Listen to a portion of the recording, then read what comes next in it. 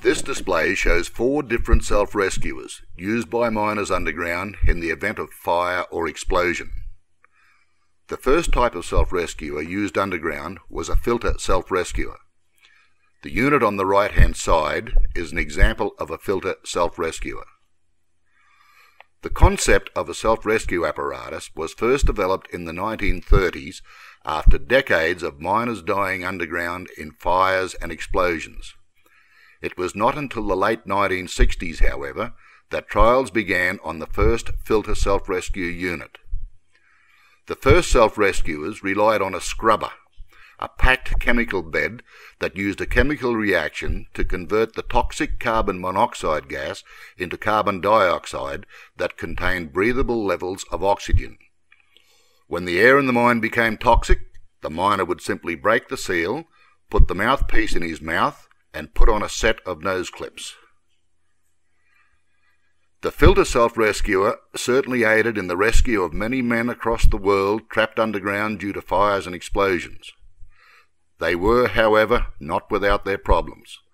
The chemical reaction used to create oxygen also generated heat and would cause the wearer discomfort.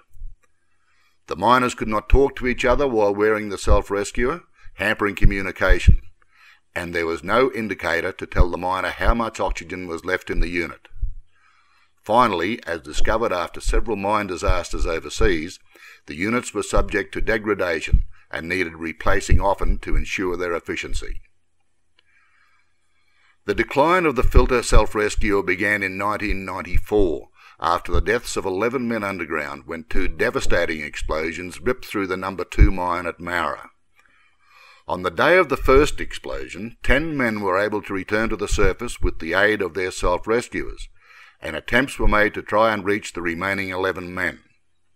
Sadly, a second explosion tore through the mine, forever burying the remaining 11 men. The Warden's inquest into the disaster recommended that Queensland mine legislation examine the role of the filter self-rescuer and look to replacing them with more efficient oxygen self-rescuers that would allow miners more time to escape.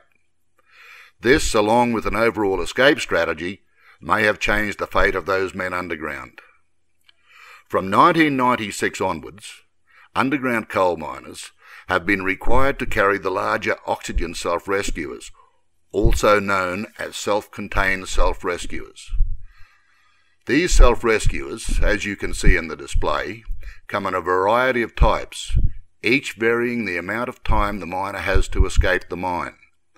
It must be noted, however, that the effectiveness of these new self-rescuers depend largely on the wearer's fitness, weight and age. Today, the self-rescuer is not the only method by which miners can escape toxic gases underground. Underground mines today, as a result of tragedies in the past, now have complete escape strategies, and miners undergo intense training to ensure that if there is a way out, they will find it.